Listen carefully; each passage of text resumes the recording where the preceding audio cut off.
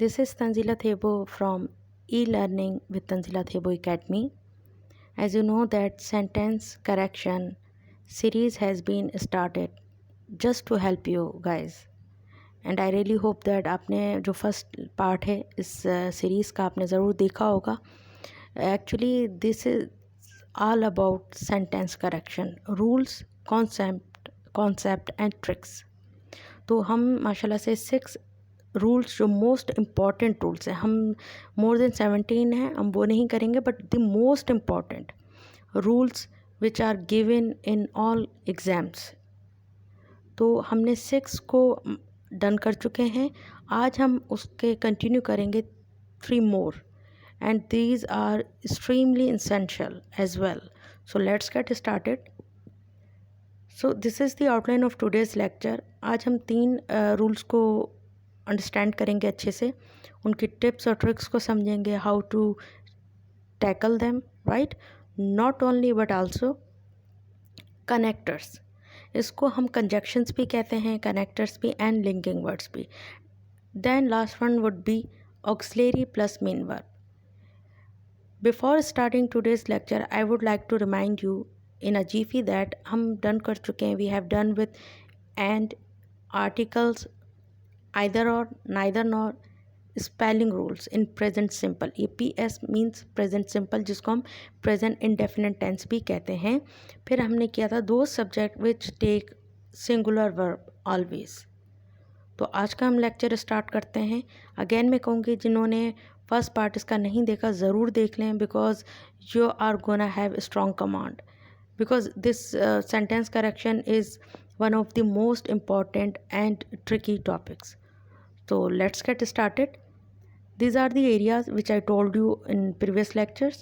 So first rule of today's lecture is that not only but also. अब देखें, ये हमेशा आप पास पेपर्स में भी देख सकते हैं, बहुत आता है. इसको हम आज अच्छे से सिंपली समझ लेंगे कम्प्लीटली. इन रूल्स को आपने कॉन्सेप्ट को समझना है, ना कि इन रूल्स को रट्टा लगाना है. No, I really want you to understand it. तो देखिए, नॉट ओनली बट आल्सो कैसे यूज़ करते हैं सेंटेंस में. Not only but also must be followed by same parts of speech. बहुत सिंपल सी एक ट्रिक है, मैं आज आपको बताने जा रही हूँ. देखिए, सेम पार्ट्स ऑफ स्पीच को फॉलो करता है नॉट ओनली बट आल्सो. अब वो सेम पार्ट्स ऑफ स्पीच जो मोस्टली इसके साथ यूज़ होती हैं वो 3 हैं. कौन सी? Noun, verb and adjective. ये 3 कैटेगरी पार्ट्स ऑफ स्पीच की हैं जिसके तहत इसको यूज़ किया जाता है, इनके साथ यूज़ किया जाता है. देखें, नाउन चाहे वो कॉमन नाउन हो, चाहे वो प्रॉपर नाउन हो, या फिर जर्नल, जैसे कॉमन नाउन मैंने आपसे कहा, एनी नाउन, ठीक है, इवन पजेसिव प्रोनाउन हो, तो इस तरीके से हम यूज़ कर सकते हैं. Noun, verb and adjective. Adjective आप जानते हैं क्वालिटी को, चाहे वो अच्छी क्वालिटी है बुरी, तो उनको मॉडिफाई करता है. तो अब देखें, इसमें मिस्टेक फाइंड आउट करेंगे कहाँ पर है.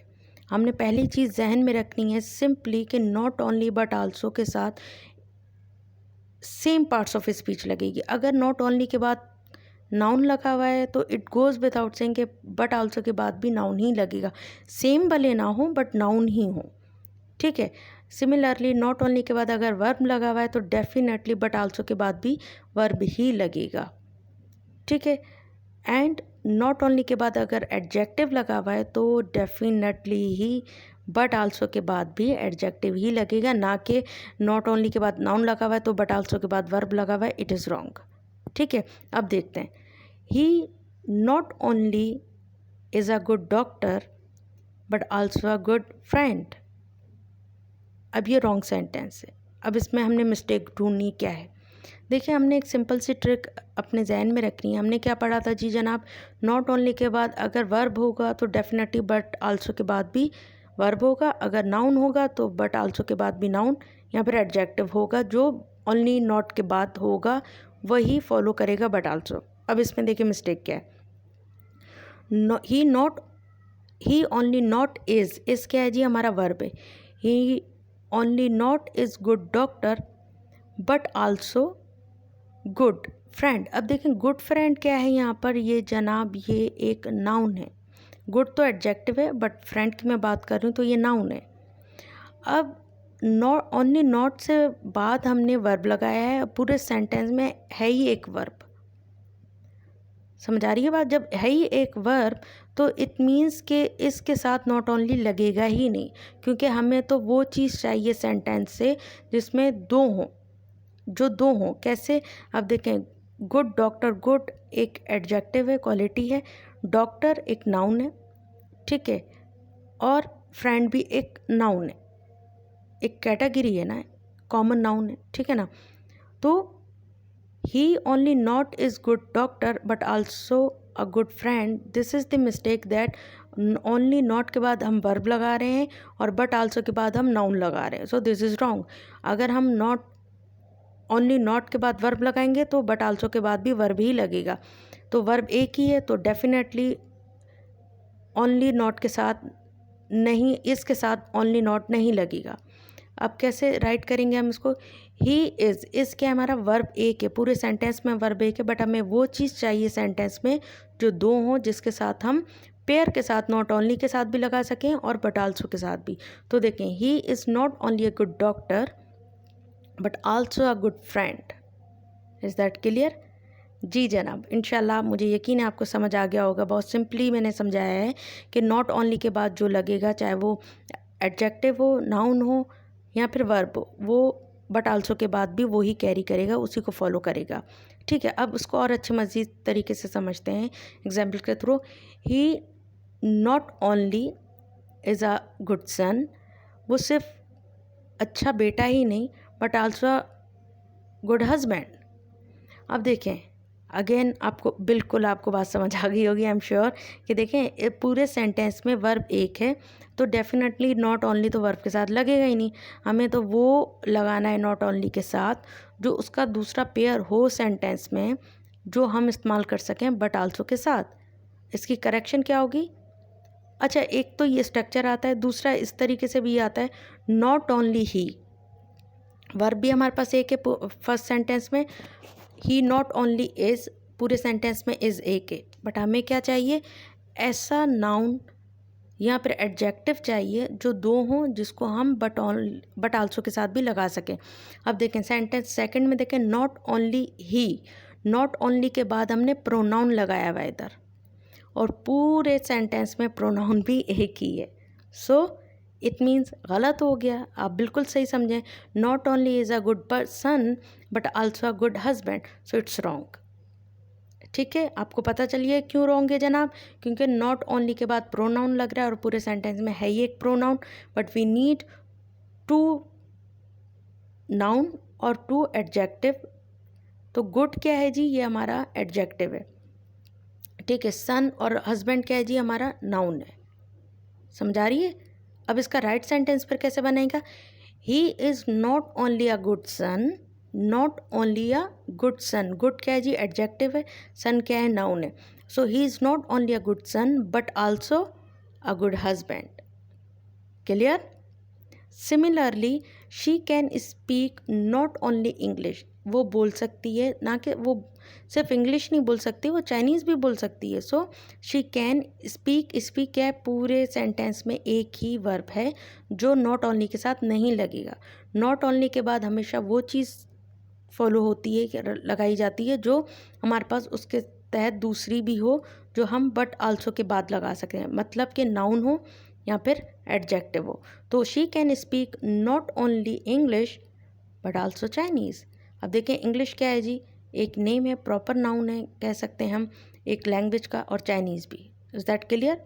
Exactly clear. तो ये जो लास्ट सेंटेंस है इसको आपने खुद करेक्ट करके कमेंट बॉक्स में करेक्ट आंसर लिखना है। So he not only comes there for swimming, या फॉर है या गो नहीं है, फॉर है, टाइपिंग मिस्टेक है, FOR फॉर।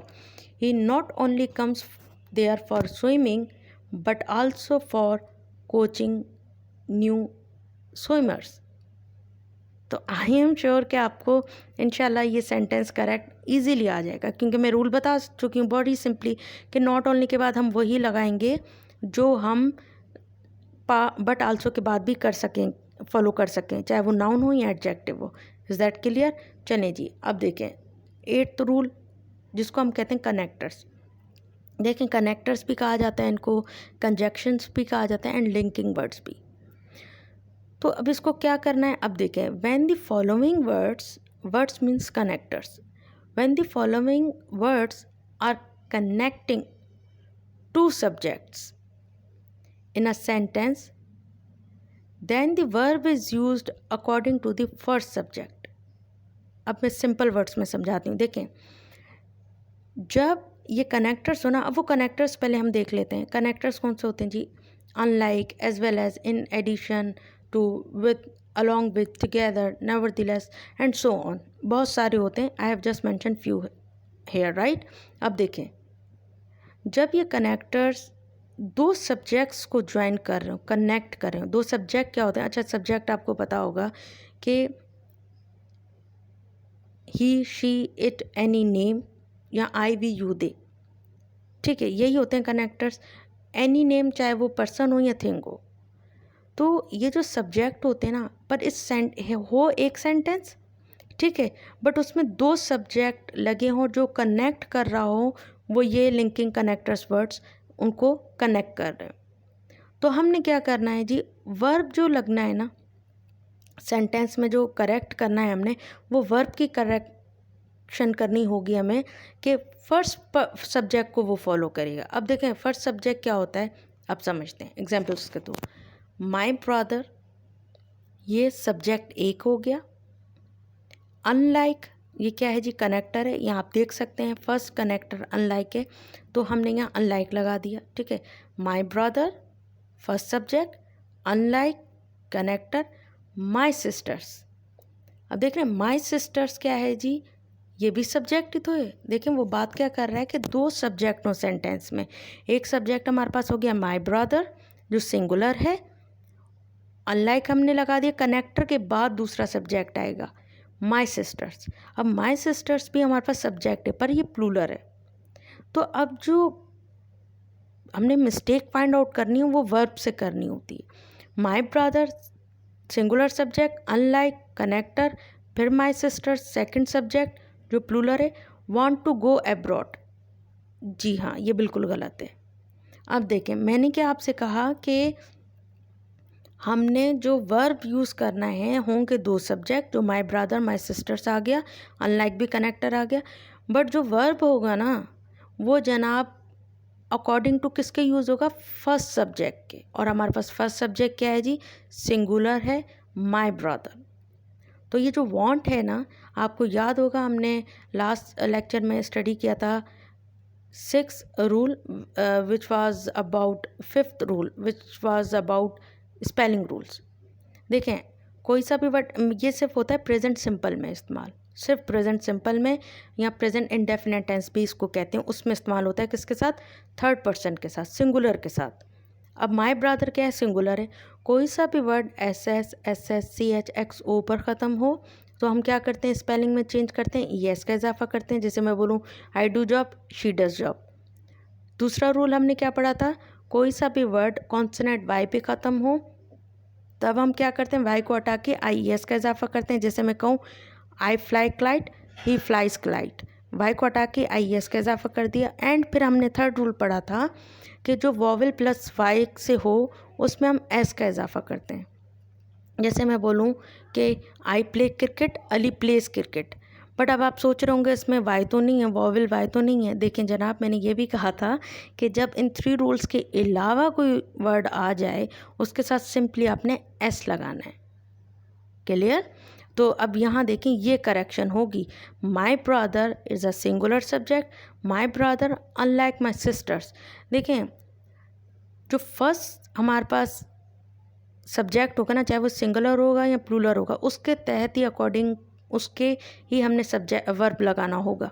उस अनलाइक के बाद या कनेक्टर्स के बाद 40 सब्जेक्ट आ जाएं, you don't care, you really don't need to care about, you just have to focus on first subject, चाहे वो सिंगुलर है या प्लूरल, उसके साथ हमने अकॉर्डिंगली वर्ब लगाना है। So my brother unlike my sisters wants to go abroad, it is the right one. तो आई एम श्योर कि आपको पता चल गया होगा कि ये क्यों राइट हुआ, कैसे राइट हुआ। ये होती हैं ट्रिक्स और टिप्स एंड रूल्स। ऑलराइट, अब देखें, the pizza as well as the cake taste good. अब हमें क्या लगता है, जब हम पहली बार पढ़ते हैं तो भाई हमें लगता है सब कुछ तो सही, इसमें गलत क्या है जी, पंक्चुएशन मार्क्स भी सही है, सब कुछ सही है। नहीं है सही, क्या गलती है? देखें, वी आर फॉरगेटिंग, हमने कहा था कि जो फर्स्ट सब्जेक्ट होगा हमने उसको देखना है, और first subject the pizza is a singular. तो हम ये फिर वही बात है, हम टेस्ट क्यों कह रहे हैं, इसमें स्पेलिंग रूल्स आएगा, एस लगेगा। हमने as well as, unlike, in addition, neither, none of them, nevertheless, nonetheless, ये जो चीज़ होती हैं सिर्फ कंफ्यूज करने के लिए दी जाती हैं।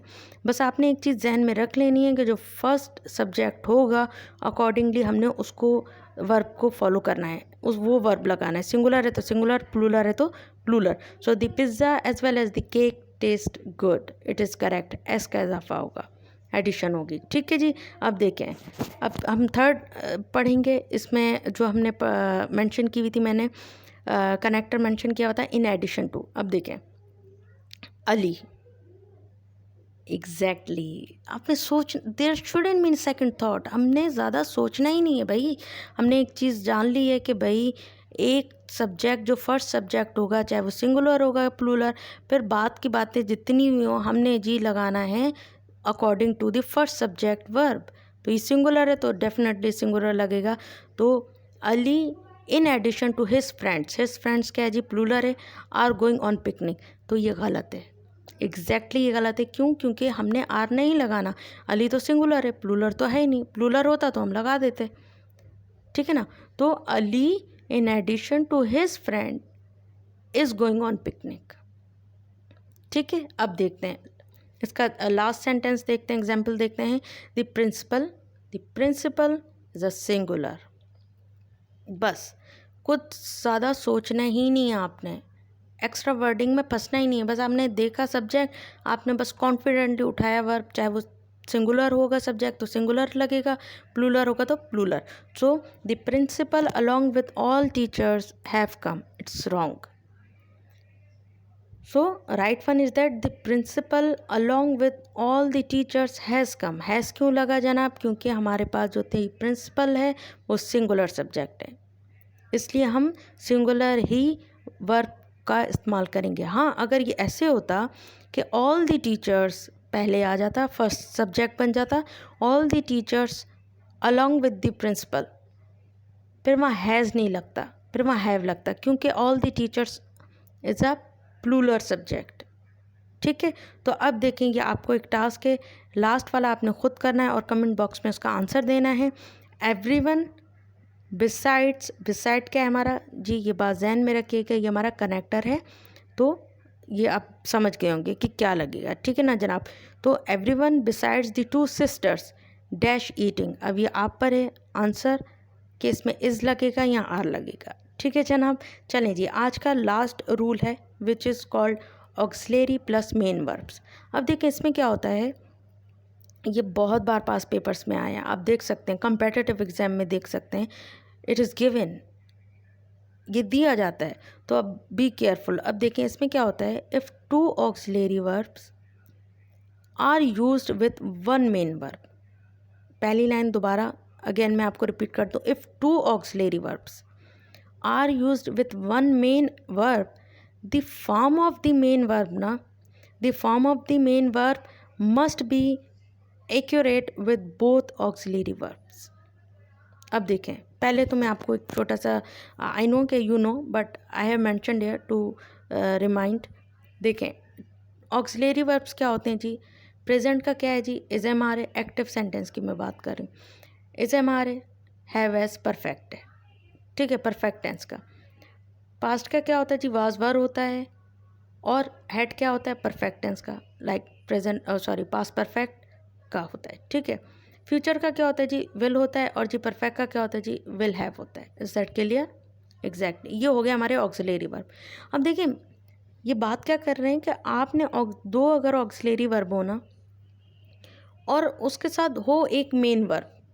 अब वो मेन वर्ब क्या कहलाते हैं? देखिए, मेन वर्ब होता है ऑक्सिलरी वर्ब, आप जानते हैं, इज एम आर है, वाज वर है, विल है, हैव है, हैज़ है, हैड है, विल हैव है, ठीक है।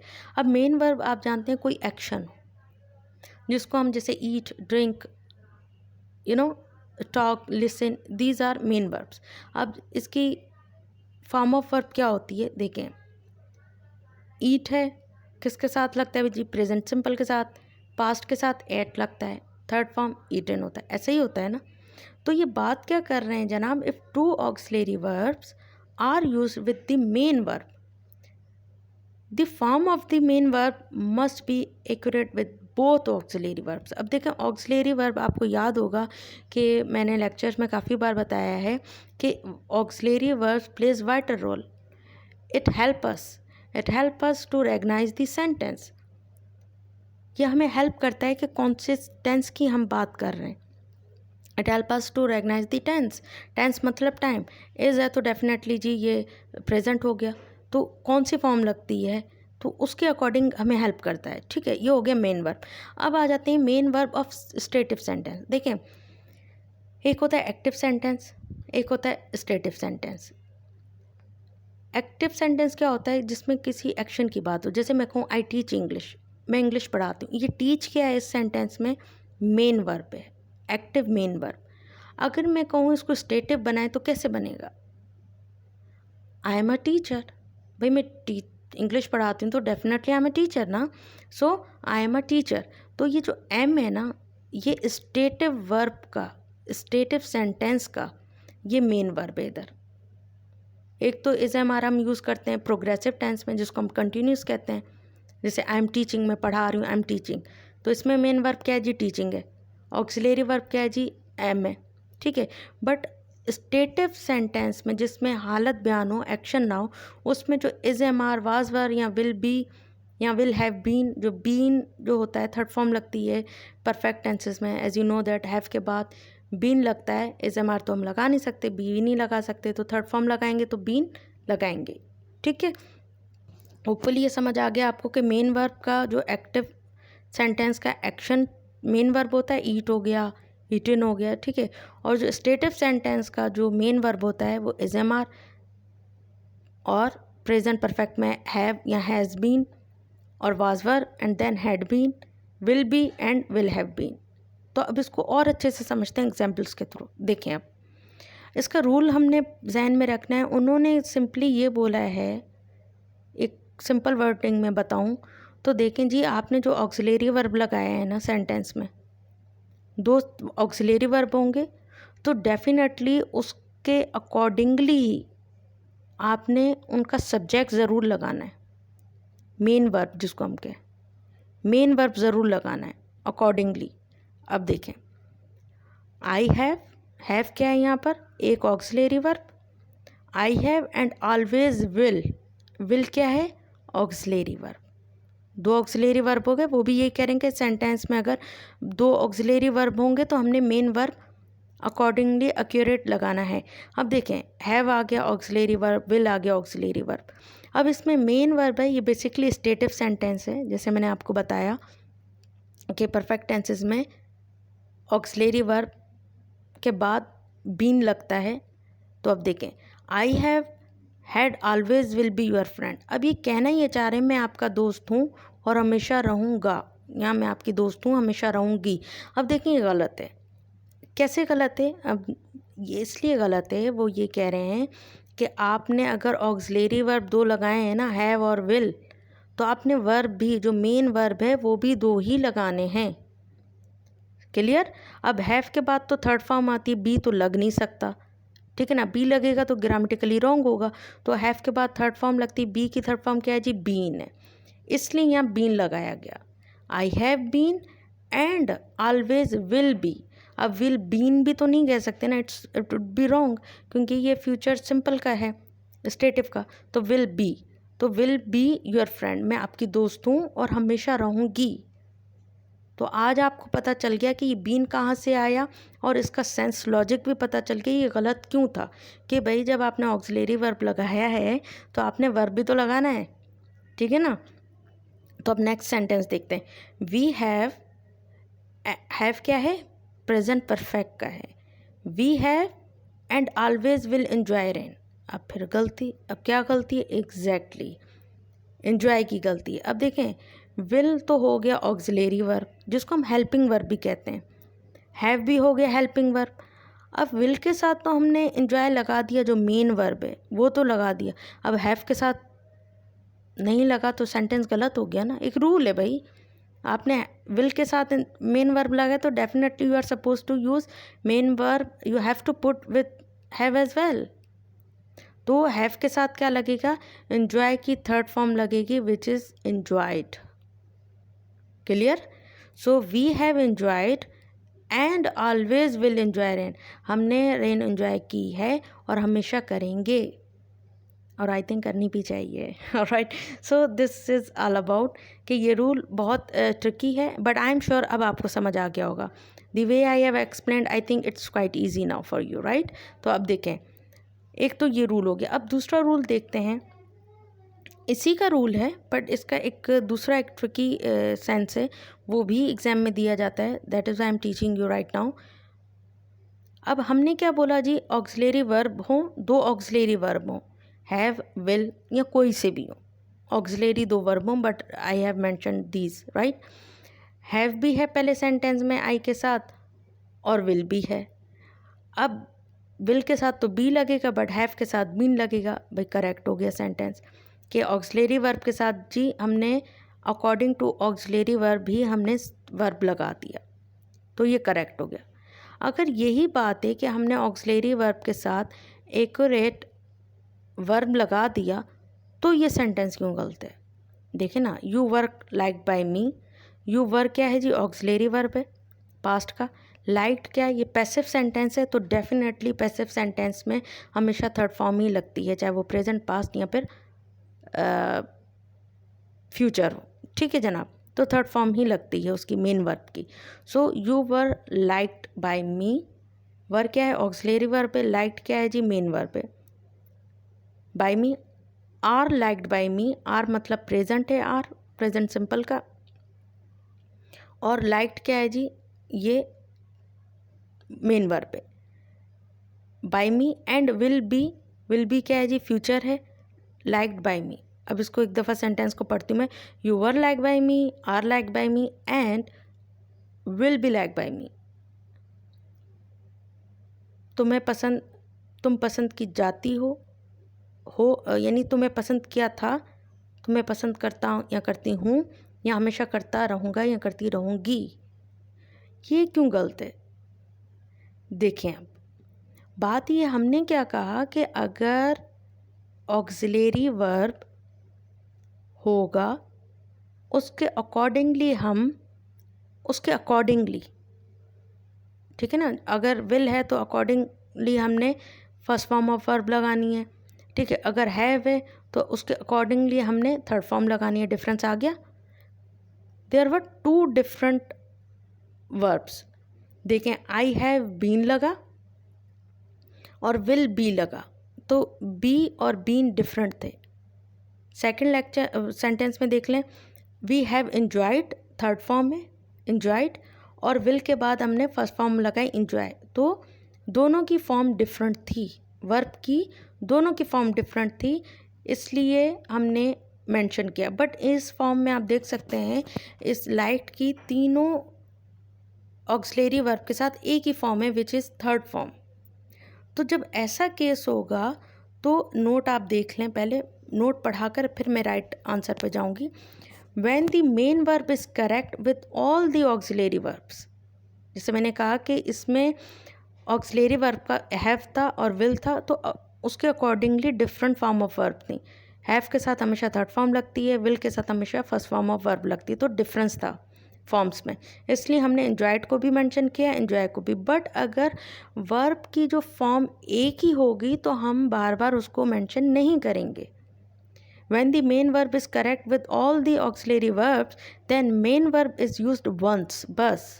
अब देखें, liked एक बार यूज़ हुआ, आर के साथ liked यूज़ हुआ, then will be के साथ liked यानी thrice, it has been used thrice, so this is wrong.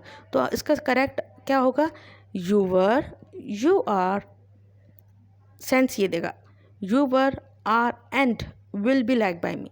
तुम्हें पसंद किया जाता था, तुम्हें पसंद किया गया था, किया जाता है और किया जाता रहेगा बाय मी।